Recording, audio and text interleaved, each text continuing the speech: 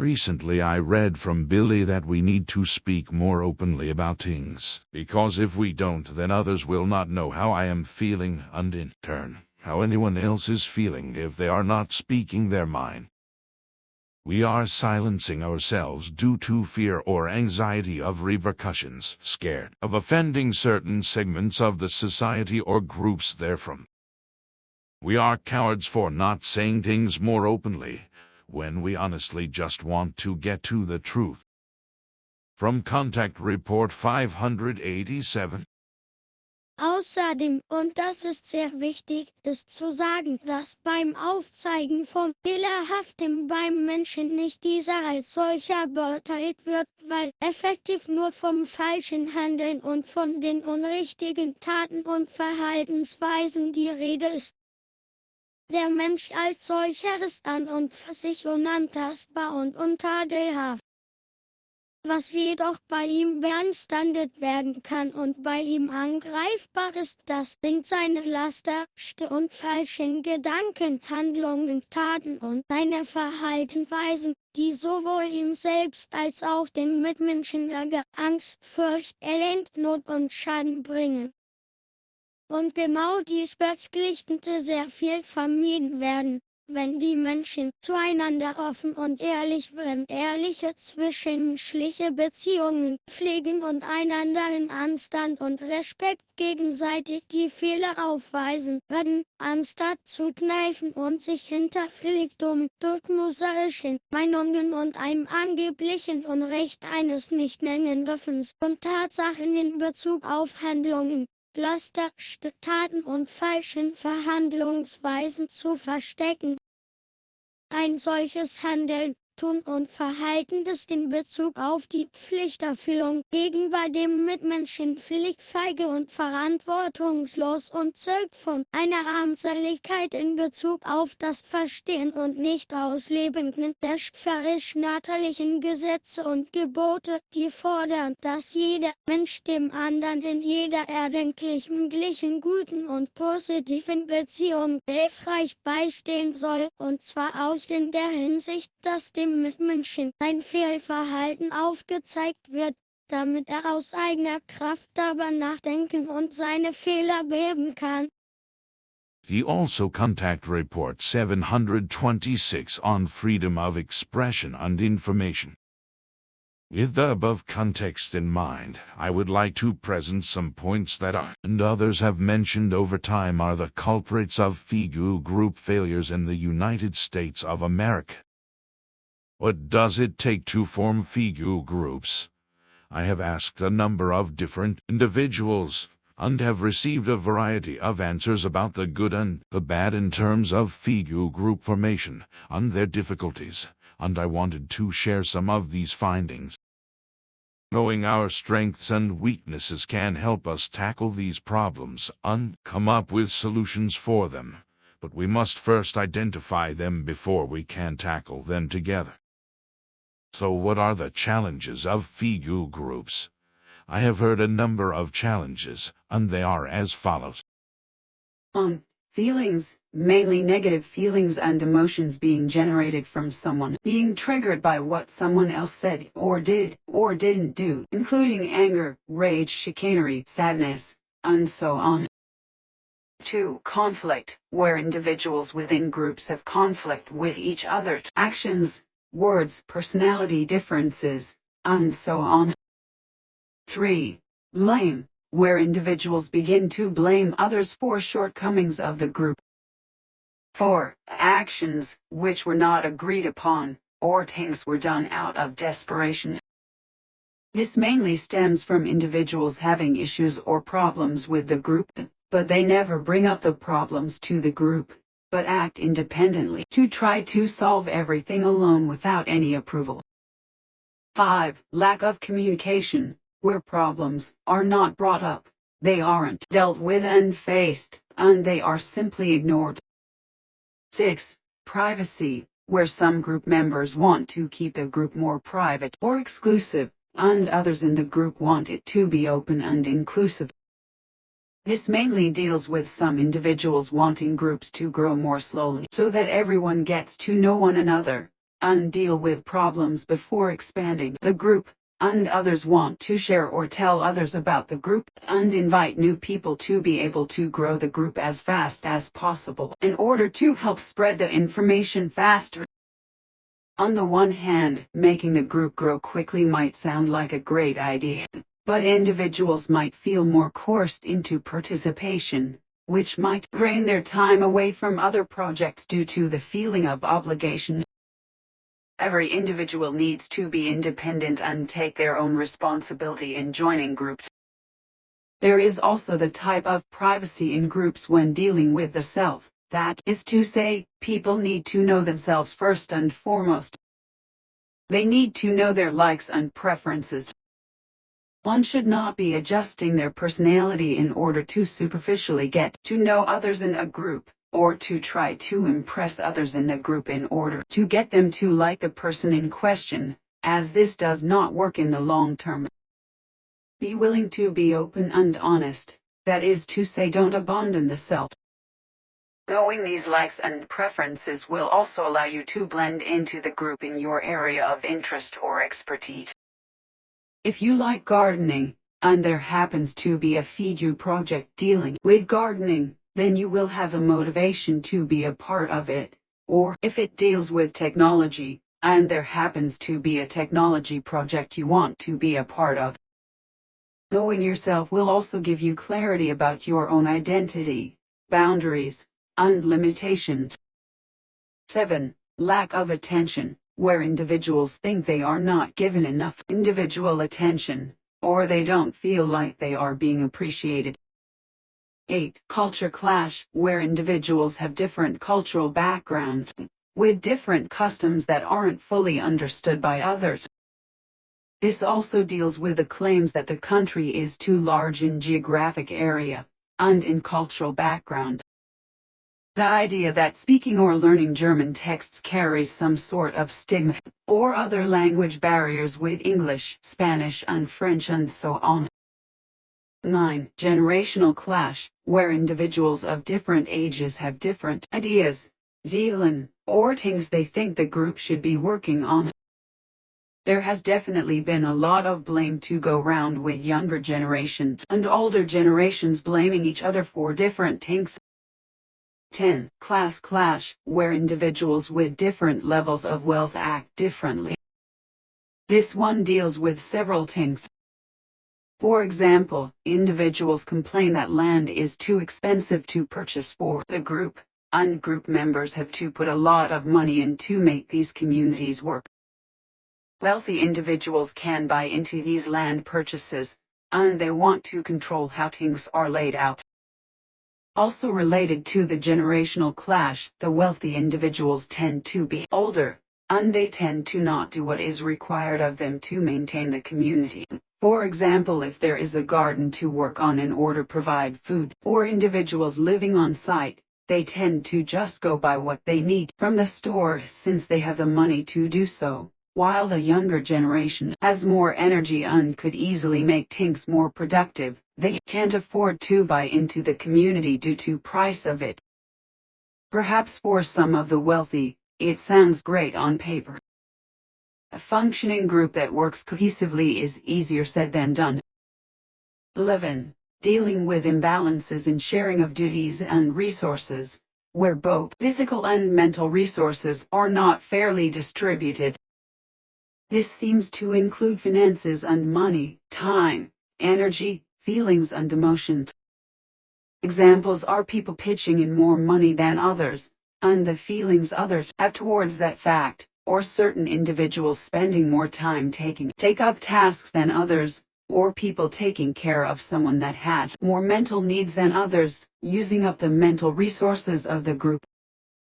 12. Expectations, where people often have expectations of how groups are supposed to function, or what it would be like to have a location of a FIGU group on physical land, and it is never discussed what the expectations are, how things will develop, how the group will function, how things will be financed, etc. And oftentimes these expectations are never stated.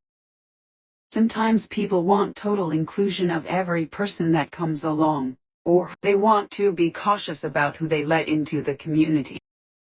Individuals are sometimes upset with something, but they aren't voicing it, and no one knows it's a problem, because they have different expectations than other group members, which happens when individuals don't say what is truly on their mind. Sometimes some are voicing themselves, and others don't really agree, but they just don't want to argue, which then causes some of them to just leave the community unexpectedly. Therefore, passivity does not help situations improve, but drives divide.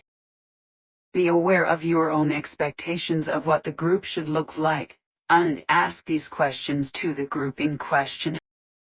If on site, people need to know what is expected of them when it comes to rules of the site, house or building rules if there is one, as well as rules of cleanliness, and so on. If there are no rules, people don't know what to expect. We need to speak openly until there is clarity, and if there is any out of unclarity, one should ask for further clarifications and explanations. Inspired by Contact Report 183. 13. Neutrality, mainly in the fact that neutrality isn't practiced. Things can become political, especially with individuals taking sides on a political argument. Individuals become discriminated against for their views. Actions are undertaken against individuals for their views instead of thorough explanations about what is right and what is wrong in those matters. Individuals interfering in personal matters of others and start recommending things that were not asked for. Nonsensical disputes breaking out over subjects that cause individuals to have strong emotions on a certain topic, without neutral opinions and knowledge being shared. Individuals having associations with other groups or organizations that cause conflict with FIGU groups. We need to point out the right and the wrong, stay impartial and don't take sides, speak neutrally. Every opinion must be debatable and democracy must be practiced. Inspired by Contact Report 795.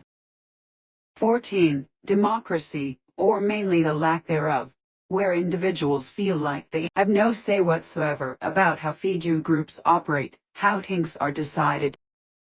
No time is allowed for individuals to say yes or no, and to give reasons for or against some sort of change for the group. Problems are brought up to individuals later, which then become swept under the rug, never to be visited again. Leaders of groups take over as dictators, where they dictate everything to the group members without anyone ever voting on such a decision.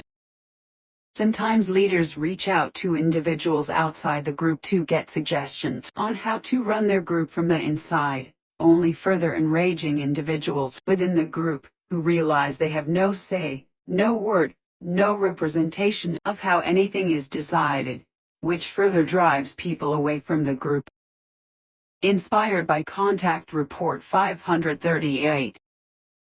15. Values, where group members have incompatibilities in values, such as not being courteous, not having valuable communication, interpersonal relationships are not developed, no interests or valuable activities, people aren't thinking for themselves, people are coerced and influenced, they are passive to what is being decided, or they just go with the flow, they let themselves be trampled on by others with strong opinions, they are indifferent, or they have no interest in truth and reality.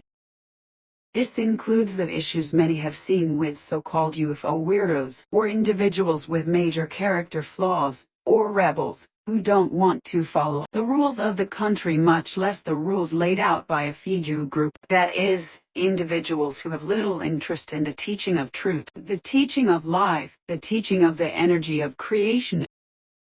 Inspired by Contact Report 721. 16. Ethics, where individuals have conflicting ideas of ethics, that is to say the morality of life. In reality, there is only one ethics. Everyone needs high values for good and honest dealings with oneself, with others, and with society that give us a free, respectful togetherness that is guaranteed, as well as no harm to other life forms, the ecosystem, the nature, the fauna and flora, and to the planet, the star system, the galaxy, the universe, and creation. Inspired by Contact Report 764-788. 17. Togetherness and unity, where gathering people together is quite a task, especially since many failures have occurred in the past and has left a kind of stigma or stain on the individual's memory, which causes people to hesitate when it comes to involvement for fear of things falling apart and failing again. Others view what's occurring in groups, and they shy away from these groups because they clearly understand that there are problems that are not being dealt with, but ignored, even after bringing it up. Perhaps things change for a short duration, and everything goes back to the same broken ways as before. Instead of stirring the pot repeatedly, they would rather leave and go their own way. After all the challenges mentioned above, what do people want from being in FIGU groups both off-site and on-site, and what are the needs, wants, and desires of people within these groups? Individuals gain connections, a feeling of belonging, growth, evolution, meaning in life, community, collective zeal and togetherness, unity. Here are 7 areas that seem to be common with what people want in these groups. On. Love wisdom deals with forming love over time, for the self, individual, and the community, as well as the fauna, flora and ecosystem if living on site. 2. Growth evolution deals with growing together and evolving the self and the group. 3. Stability certainty deals with the community feeling stable, with minimal conflicts and upheaval. People like to have the certainty that things will not fall apart. If it doesn't feel stable or certain, people will not stick around. 4. Significance, meaning, value, deals with people doing their part with what they are good at, in order to build meaning and value in their life, as an individual, and as a group. 5. Contributions is a beat deals with everyone contributing to the group and working together on projects, perhaps even in smaller groups, when applicable. 6. Connection community deals with individuals connecting to one another and having a sense of belonging and community. 7. Mental needs physical needs being met deals with individuals needing things such as appreciation, attention, advice, morale, someone to listen to, as well as caring for one another when someone is sick or injured, and so on, especially if on site. Conflicting needs should be resolved, where some individuals want things a certain way, and others want it to be the exact opposite. Democracy needs to be practiced in this regard. Find the common denominator within the group.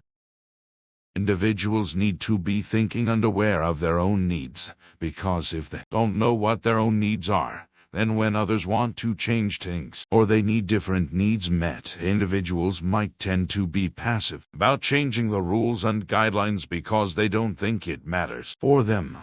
But when things change, they realize their own needs aren't being met anymore, since it was never considered and pondered about. And I would like to leave you with the following to ponder. From Contact Report 404. In colloquial language, a sect is usually defined as a group of people whose members are highly fanatical about their beliefs and thus highly ideologized, and are thus deprived of their own opinions and decisions. We should think for ourselves and make our opinions and drawn conclusions known whenever such situations come about, that require said opinions and drawn conclusions to be stated when things are changing or occurring, in which said changes or occurrences do not take into consideration the different opinions and drawn conclusions from every individual of the group. Ken Crawford.